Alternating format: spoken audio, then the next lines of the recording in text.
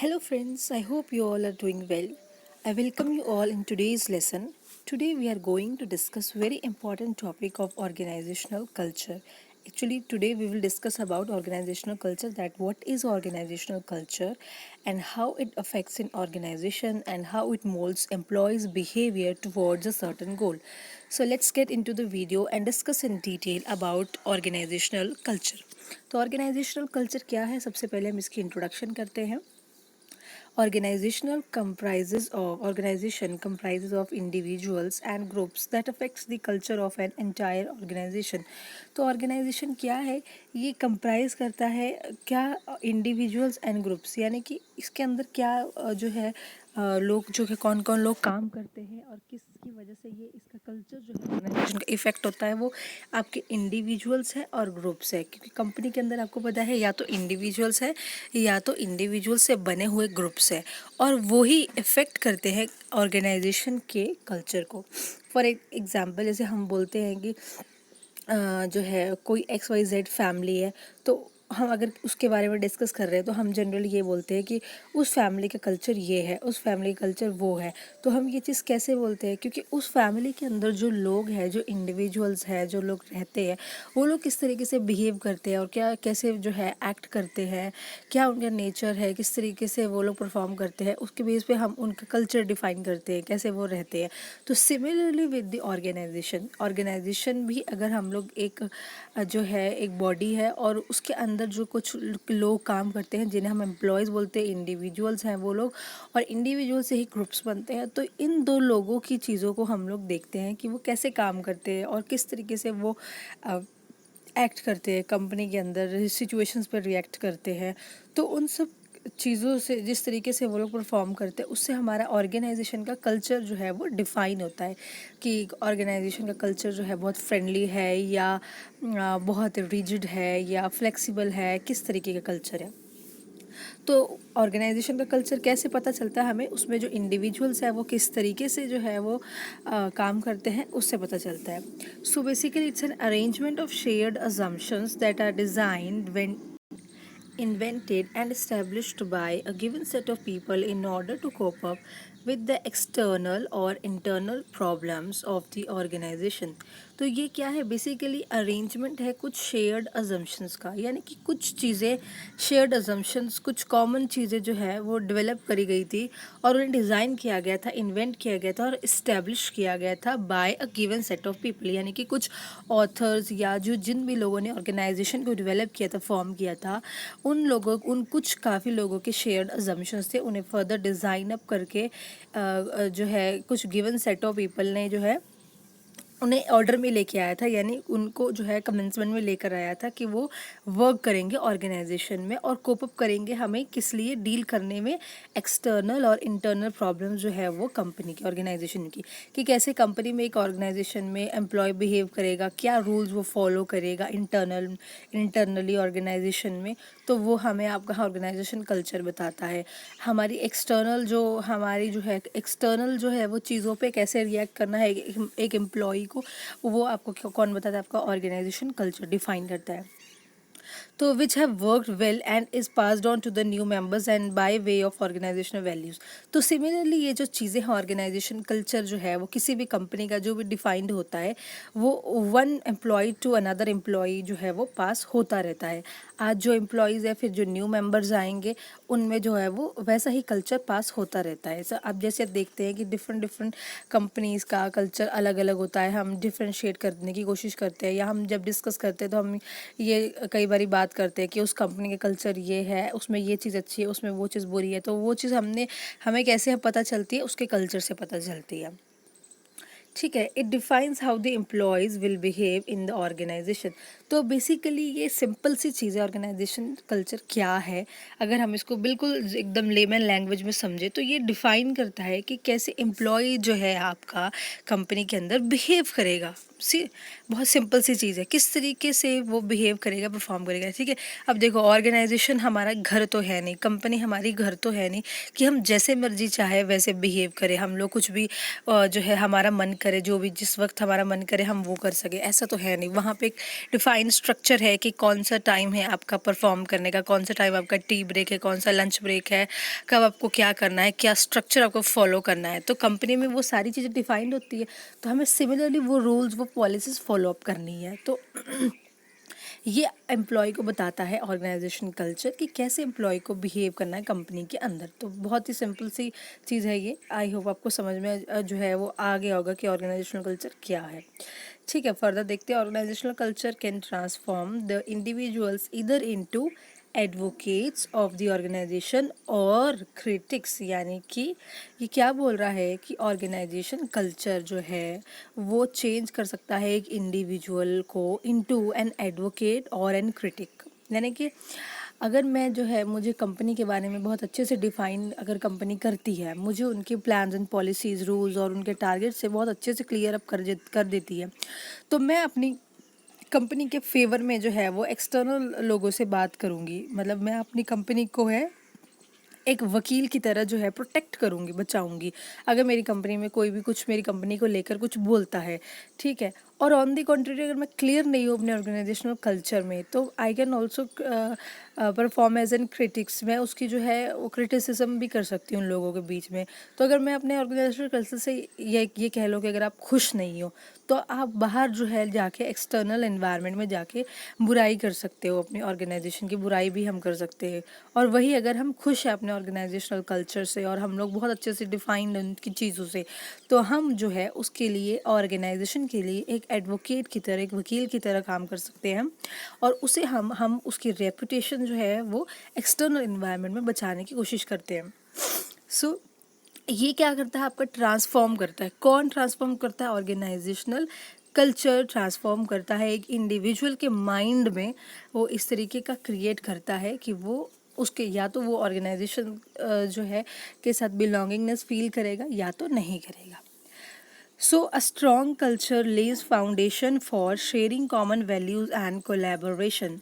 तो देखिए, एक स्ट्रॉन्ग कल्चर जो है कंपनी का, मतलब उसकी फाउंडेशन है, यानी कि नींव है, जो शेयर करता है common values and collaboration. Common values का मतलब ये है कि जो है हम सब लोग कंपनी के अंदर जितने भी एम्प्लॉयज़ होते हैं, इंडिविजुअल्स होते हैं, वो सब लोग एक पर्पस के लिए, गोल के लिए काम कर रहे हैं। तो सारे लोगों की जब कॉमन जो है कॉमन एनर्जी से एक चीज़ के लिए लगेगी, तो डेफिनेटली वो लोग अपने गोल्स को अचीव करेंगे। और कोलैबोरेशन जब होगा, यानी कि एक इतने, जब हम एक चीज़ को अचीव करने के लिए, अगर उसके लिए थाउजेंड्स ऑफ पीपल है, तो डेफिनेटली वो टारगेट जो है वो बहुत इजीली अचीव हो जाएगा। तो अगर कंपनी के अंदर अच्छा ऑर्गेनाइजेशनल कल्चर होगा, तो उसकी फाउंडेशन जो है वो क्या होगी? स्ट्रांग होगी। और वो अपने वैल्यूज़ को शेयर अप करके, कोलैब करके कंपनी के टारगेट्स को बहुत बेटर अचीव कर पाएंगे। सो हमने इंट्रोडक्शन पार्ट कर लिया है गाइज। अब we will do the functions of organizational culture. For functions of organizational culture क्या है, आप देखते हैं हम लोग। It defines the boundaries and differentiate the one organization from another on the basis of culture and values. तो same जैसा हमने भी डिस्कस किया था कि वो है डिफाइन करता है आपकी बाउंड्रीज और आपको डिफरेंशिएट करता है एक ऑर्गेनाइजेशन से दूसरे ऑर्गेनाइजेशन में, ठीक है ना। जैसे कोई भी एक एक्स ऑर्गेनाइजेशन है और एक वाई है, ठीक है। तो अगर सपोज एक्स ऑर्गेनाइजेशन है जिसमें जो है बहुत फ्रेंडली जो है हैपनिंग नेचर है वहाँ का, वहाँ के लोगों का, वहाँ के बॉसेस का, और वो लोग बहुत जो है वो अपने एम्प्लॉयज़ को बहुत जो है हैप्पीली ट्रीट करते हैं, कंसीडर करते हैं उनकी चीज़ के। ये एक्स ऑर्गेनाइजेशन होगी। और वाई ऑर्गेनाइजेशन है जो कि बहुत रिजिड है, वहाँ का प्रोसीजर बहुत हार्ड है, और एम्प्लॉयज़ को अपनी बात कम्युनिकेट करने के लिए बहुत लेंदी प्रोसेस से गुजरना पड़ता है, और उनकी बात जो है वो बॉस तक बहुत टाइम लेके पहुँचती है। तो ये आपका एक्स वाई जो है वो कंपनी होगी। दो कंपनीज होगी हमारे पास। तो ये कैसे डिफ्रेंशिएट करती है, हमने ये चीज़ें बताई कि वहाँ का ऑर्गेनाइजेशनल कल्चर एक्स का बहुत फ्रेंडली है और कंपनी वाई का ऑर्गेनाइजेशनल कल्चर बहुत रिजिड है। तो ये आपकी डिफाइन करता है बाउंड्रीज भी कि कैसे आपने रिएक्ट करना है, और आपको डिफ्रेंशिएट करता है एक ऑर्गेनाइजेशन से दूसरे ऑर्गेनाइजेशन में क्या अलग हो, आप किस चीज़ में अलग हो, कैसे अलग हो, ये बताता है। It creates the sense of identity for the members of the organization very well. जैसे कि देखिए सब ऑर्गेनाइजेशन का एक जो है आइडेंटिटी होता है। जैसे suppose for an example airline industry है, तो एयरलाइन इंडस्ट्री जो है एयर होस्टेस है और जो उनके क्रू मेंबर्स है या जो है एयरपोर्ट में जो है वो काम करते हैं लोग, तो उनकी पर्सनालिटी, उनका ड्रेसिंग सेंस, उनका जो है वे ऑफ टॉकिंग, उनका बिहेवियर हमें बहुत अलग जो है वो एक फील करवाता है कि यस ये कंपनी जो है, इनके जो एम्प्लॉयज़ है वो बहुत वेल बिहेव्ड है और बहुत रिस्पेक्ट से बात करते हैं और जो है ये कंपनी बहुत अच्छी है। तो इस तरीके से दैट इज़ हाउ वो आपकी आइडेंटिटी क्रिएट करता है मेंबर्स के लिए ऑर्गेनाइजेशन की, आपको एक पहचान दिलाता है सोसाइटी में। Culture promotes commitment to larger organizational goals than self interest of the individual. तो देखिए वही कल्चर जो क्या करता है, आपका प्रमोट करता है commitment to larger organizational goals. तो यानी कि वो कंपनी के गोल्स के बारे में बात करते हैं और सबका जो भी सेल्फ इंटरेस्ट होता है इंडिविजुअल्स का, उसको मोल्ड करते हैं किस लिए, ऑर्गेनाइजेशन के गोल को अचीव करने के लिए। ठीक है, चलिए नेक्स्ट देखते हैं functions. It works as a social glue that hold the organization together as it provide standards by giving a list of what must and what must not be done.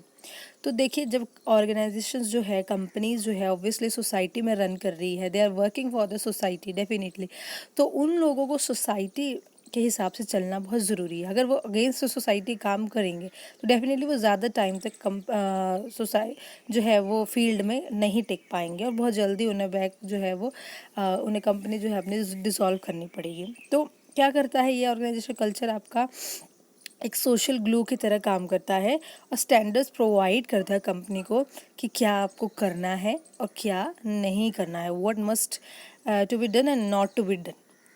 ठीक है, it works as a control mechanism. तो ये आपको एक control mechanism की तरह भी काम करता है, यानी कि कहाँ हमें कंट्रोल करना है, कहाँ कितनी छूट देनी है। As each new entrant is introduced by the organizational culture. ठीक है, क्योंकि हर एक नई कंपनी या न्यूनेस जो भी आएगी आपकी, वो ऑर्गेनाइजेशन की तरफ से आएगी, ऑर्गेनाइजेशन कल्चर की तरफ से आएगी। तो एक कंट्रोल मैकेनिज्म बनाना बहुत ज़रूरी है। Each institution has its own set of rule book which are required to be followed by its members। यानी कि हर एक इंस्टीट्यूशन की खुद की एक रूल बुक है ना, खुद की उनके प्लान्स एंड पॉलिसीज़ है, उनके अपने जो है अमेंडमेंट्स है, रूल्स है कि हमारे एम्प्लॉयज़ ये फॉलो करेंगे। ठीक है, तो उसको उनको एम्प्लॉयज़ को फॉलो अप करना ज़रूरी है। Hence organizational culture acts as a guiding along with control too. तो क्या एक्ट करता है ये आपके गाइड भी है कि आपको कैसे जाना है, कहाँ जाना है, क्या करना है।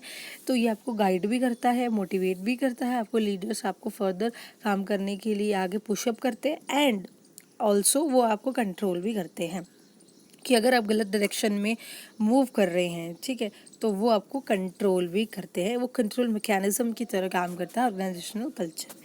तो ये हमने जो है फंक्शंस कर लिए हैं ऑर्गेनाइजेशनल कल्चर के। चलिए we will now discuss the types, various types of organizational culture. ठीक है, ऑर्गेनाइजेशनल कल्चर के टाइप्स हम डिस्कस करते हैं। सबसे पहला है क्लैन कल्चर। क्लैन कल्चर क्या है? Here the working atmosphere is amiable. Amiable का मतलब होता है बहुत ही फ्रेंडली, बहुत ही जो है जैसा आपका घर में इन्वायरमेंट होता है, फैमिली में इन्वायरमेंट होता है, वैसा there are commonalities among the people and the entire organization is equivalent to a large family। यानी कि entire organization किसके बराबर है? to a large family।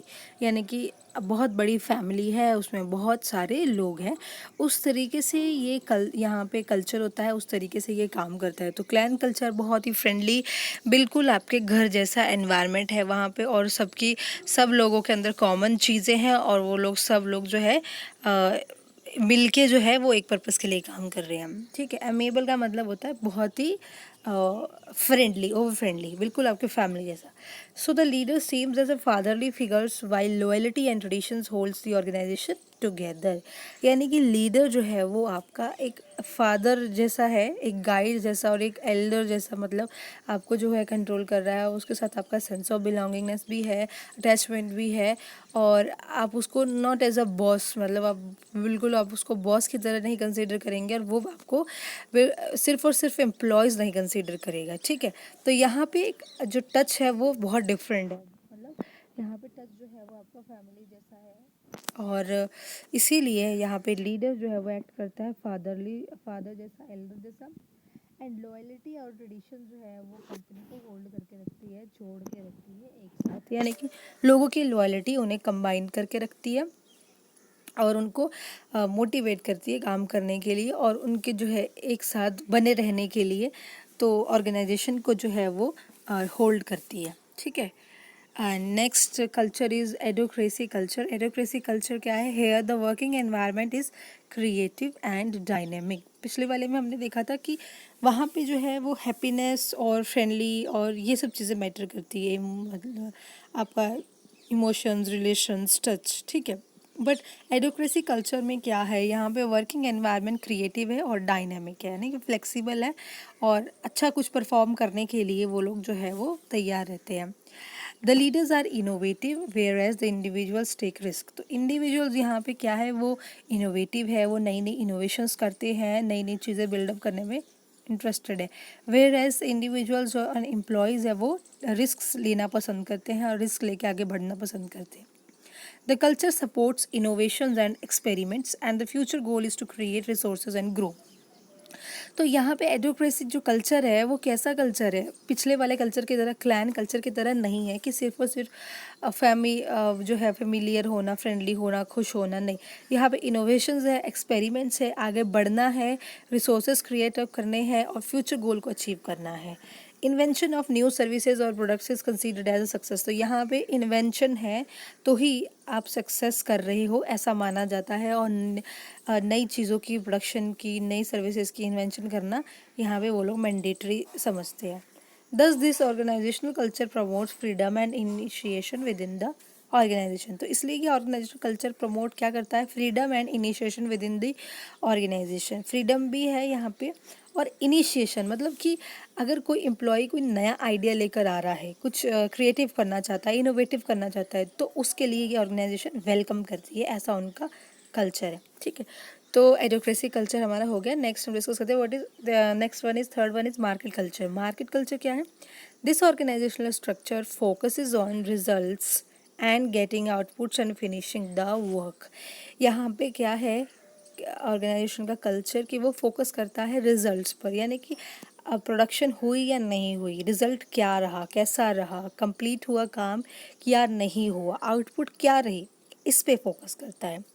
Hair employees are focused on the outcome are competitive. ठीक है, तो यहाँ पे आउटकम पे फोकस किया जाता है कि आउटकम कैसी रही, क्या रही, कॉम्पिटिटिव थी, नहीं थी, कैसा रही, किस वजह से बेटर थी, नहीं थी.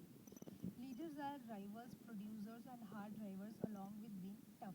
तो यहाँ पे मार्केट कल्चर में क्या है, वो उसको मार्केट में सरवाइव करना है और compete करना है, आगे बढ़ना है, ऐसा उसका कल्चर है. यहाँ पे ये नहीं है कि फ्रेंडली है और बहुत ज़्यादा चलो ठीक है चल रहा है काम, बहुत फोकस नहीं करना आउटपुट पर, ऐसा नहीं है. यहाँ पे आउटपुट क्या है, रिजल्ट क्या है, वो ही प्रायोरिटी है, वही मायने रखता है, और प्राइमरी आप उनका गोल यही है.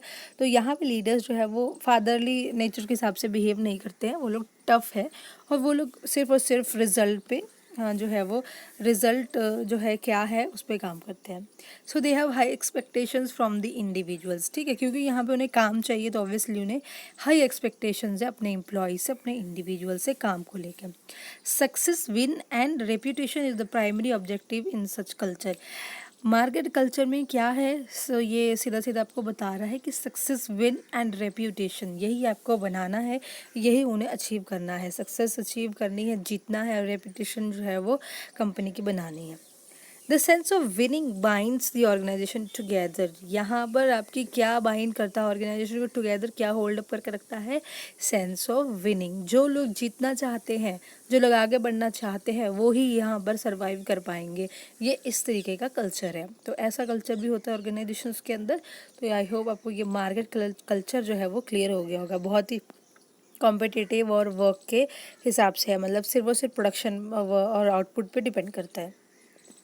चलिए, this is the last culture, hierarchy culture, इसे डिस्कस करते हैं अब। It is also known as bureaucratic culture, यानी कि इसको हम ब्यूरोक्रेटिक कल्चर भी बोलते हैं हायरार्की कल्चर को।